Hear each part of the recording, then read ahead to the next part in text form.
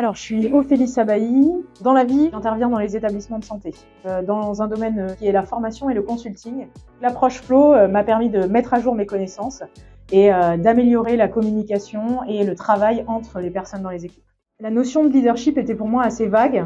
C'est un terme qui est quelque peu galvaudé et très utilisé, très en vogue en ce moment, mais en fait, je savais pas trop quoi mettre derrière. Je mettais charisme, leader, leadership, tout ça un peu ensemble. Donc, ça m'a permis d'être vraiment éclairée sur le terme du leadership et surtout comment développer le leadership pour moi, mais aussi pour les personnes que j'accompagne au quotidien. Ça a été surtout de libérer mon potentiel et de me dire que tout était possible. Et pour les autres, en tout cas les personnes et les clients que j'accompagnerai avec cette approche, l'idée c'est vraiment de se dire que en fait il faut être authentique et ça évite de se fatiguer parce qu'aujourd'hui on s'épuise beaucoup à être à côté de ses pompes. Donc pour moi c'est vraiment la fluidité et l'authenticité.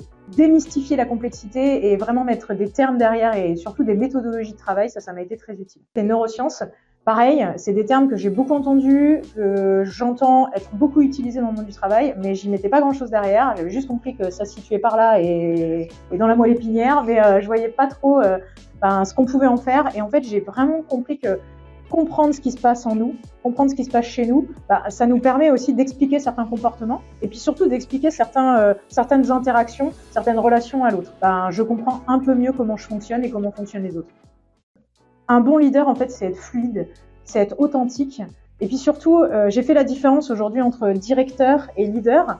J'ai été en études en master où on m'a appris ce qu'était un bon directeur. Aujourd'hui, j'ai compris qu'un leader, il se situait pas forcément devant à tirer les autres, mais plutôt derrière, à les pousser, les accompagner. Et puis il y a un terme que j'ai découvert en formation et que j'affectionne, et je remercie Anne-Claire de m'avoir ouvert les yeux sur certaines choses, c'est l'altérité.